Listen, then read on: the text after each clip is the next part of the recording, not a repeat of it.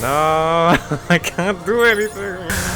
Oh, that's awful. Okay, so this is great. This is the one. Kingdom Hearts Rechain of Memories is often so much more difficult to grasp by new players since it's the next thing you play straight after Kingdom Hearts 1. Not because its gameplay is inferior, but because it's such a different kind of system that requires a completely different approach to battle despite the graphics looking the same. In some ways, it's not even an action system anymore. No two attacks are allowed to take place at the same time. However, turns aren't really dictated by any strict order or time system.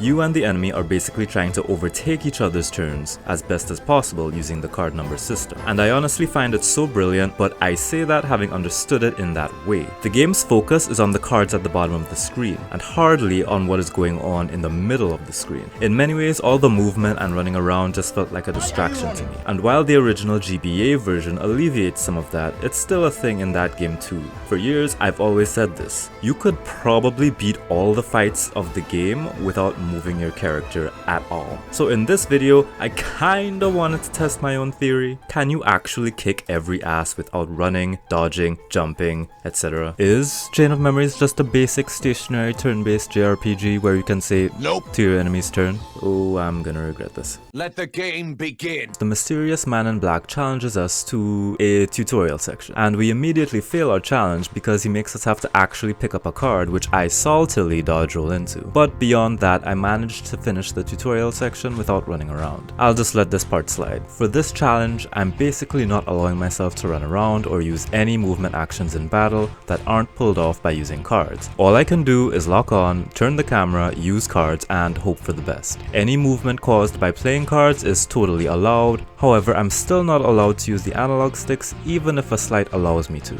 So sleights like Dumbo or Tornado won't really be that helpful in this run. Getting through fights in Traverse Town is pretty much the same as usual. There's just really no need to move when enemies gather around Sora and can be broken using stocked cards. Squall teaches us some stuff, and unlike Mysterious Man, he doesn't require us to do any movement either. The first boss is pretty much the same. Nothing really challenging here at all. Axel shows up, and because I know he's a pretty mobile piece of shit, I employ the use of the guard armor card I just got to give me wider attack range so I can really smack him in the face.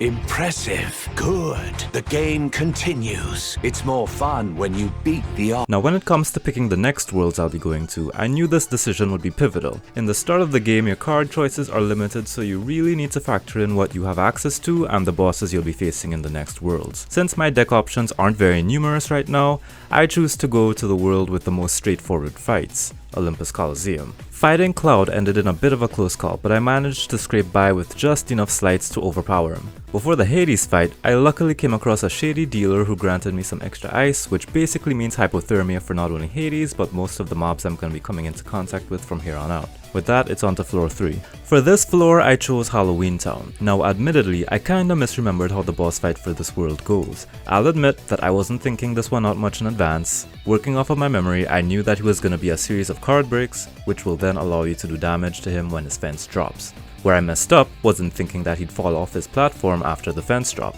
I was clearly mistaking that for his Kingdom Hearts 1 or Kingdom Hearts 2 iteration, I don't know. Nevertheless, I had brought fire magic, thinking it would manage to hit him from inside the pit, and it would have, had Sora not been slowly creeping forward every time I broke Oogie's cards. This put me right on the wall below the cage, which effectively nullified any attempts at fire from that position. Great. Just great. Thankfully, Blizzaga still managed to clip through the floor and get Oogie's feet, so there was still some damage there. After the first reload, I had intended to use that strategy again, only to realize that somewhere in the fight, Sora had somehow moved away from the small elevation. Due to the dice that Oogie threw on the field, it caused Sora to go the opposite way. Great.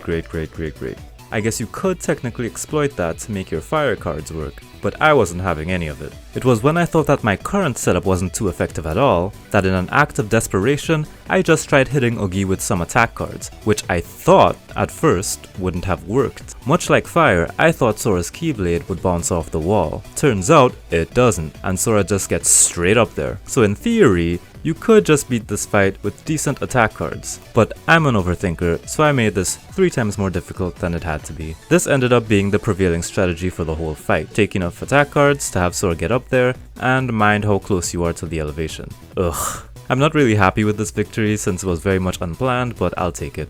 So after having botched that fight, I realized that I may not remember this game as much as I think I did. Your memory is a train wreck. So with the remaining choice of worlds, Agrabah, Monstro, and Wonderland, I picked Monstro because at least that boss is just a basic Final Fantasy monster that stays at eye level. The only tricky part would be staying alive in the pool of acid. My first attempt featured me trying to beat it over the head with Blitz, but sadly Sora couldn't stay off the floor long enough to make a difference. The second time around, I went for a more magical approach, and that seemed to work much better. I also had Oogie watching my health for me, so it all turned out okay in the end. After one more scripted mob fight, we exit the whale and immediately move on to Wonderland because I could already tell that Jafar was going to be a massive pain in the ass and I didn't have enough fire to burn that witch yet.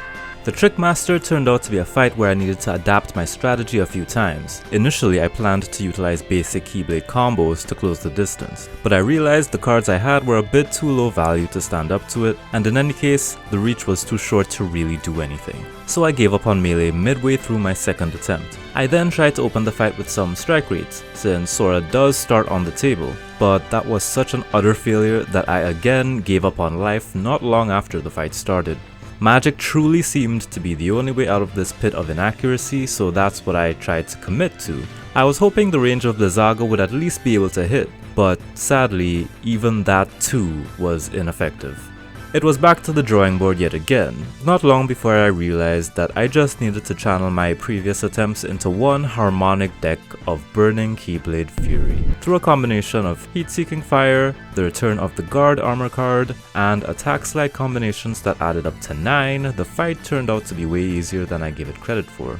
Goodbye Wonderland, you'll forever be my least liked world in this game.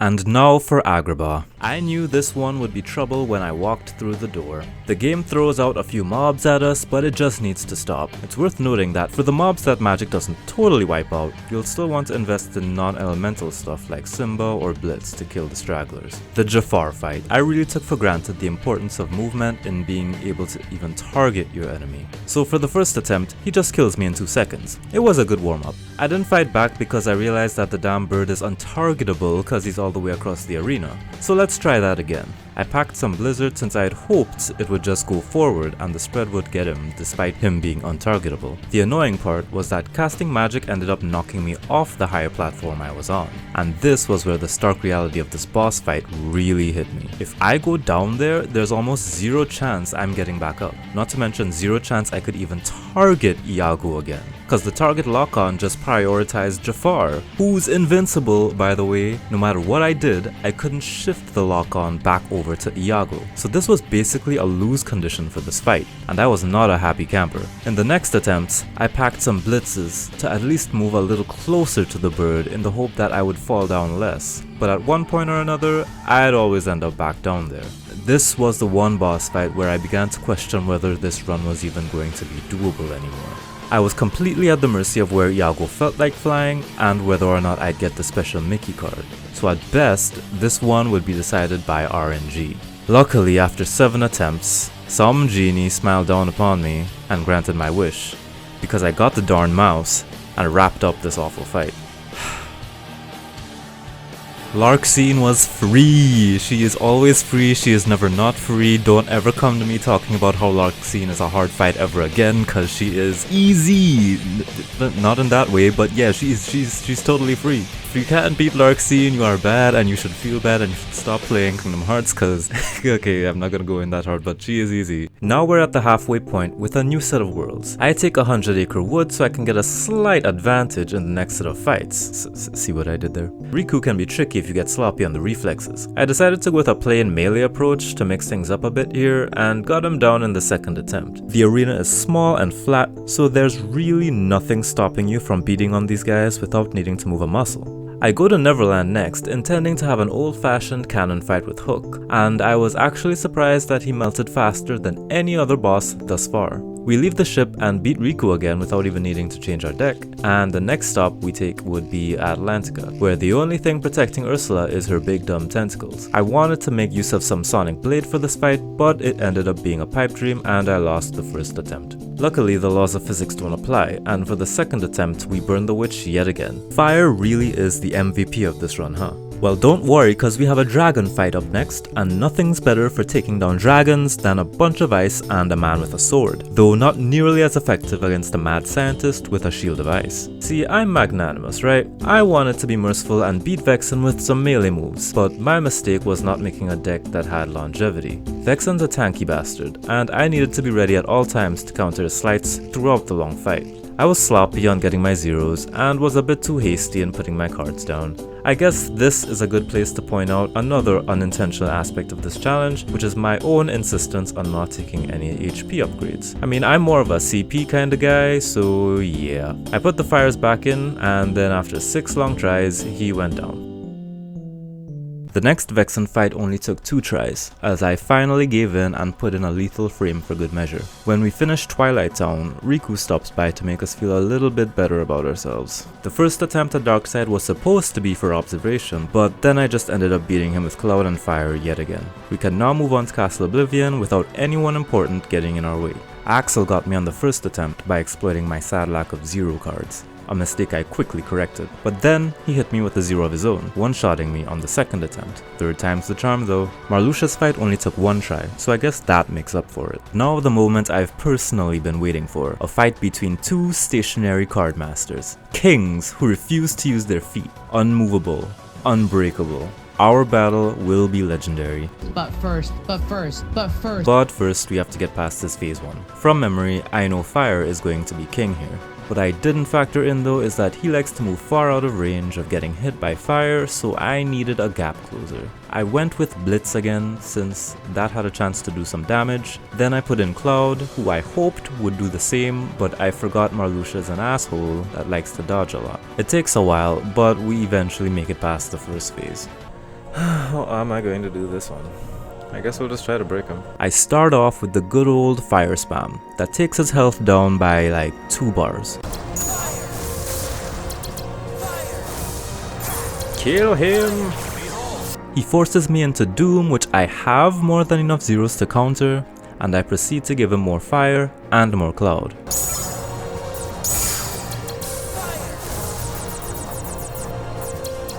Go!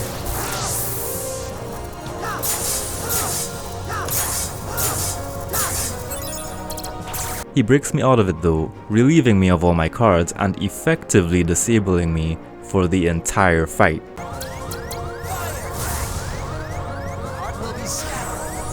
No! Oh, that's awful. Okay, so this is great. Meaning that Whirlwind to the Void is essentially an instant game over. Okay, this is good. This is good. I like it. Kinda jazzed. We get back into it with the Firaga and try to make use of Blitz to keep the distance close. I counter the winds and his attempt to distance me, but it ends in a loss as he outspeeds my reflexes to break his attack. No, Cloud up! No! I switch the Blitz to the first sleight we ever learned, Sliding Dash, and so I'm far more effective in gap closing. Things still proceed with defeat, mostly due to me having bad reflexes. It's been over a decade since I first beat this guy. A few things I realized along the way: my items aren't really properly optimized. I was using ethers for a while, but I forgot that I'd have a big reliance on zero cards, most of which were Keyblade cards. Cloud was more of a liability than a help, so I switched him to Lethal Frame cause why not? In addition, I also noticed that the timing of the first volley of Firaga is crucial. The flower petals he sends out have a good chance of blocking the projectiles, which is not ideal. If I get all the fire to go between the petals, I can take out like half of his health before he even starts casting Doom. The fight basically played out like a fully scripted act that I had to keep up with for over a dozen tries. First is the fire volley, threading the needle between the flowers. Next is getting hit by Doom, and then continuing the damage with Lethal Frame.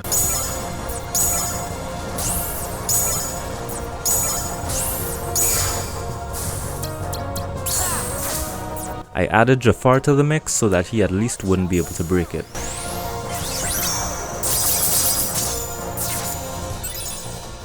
Your heart, let's go.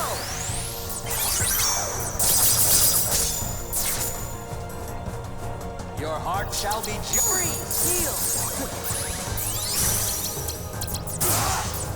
Fire. Next, we have to break all 3 attempts at Whirlwind to the Void and close the distance he tried to make with Gale of Severance. Probably used an elixir, so we lay down Suppressing Fire once again, and with one last push, we burn down the final boss.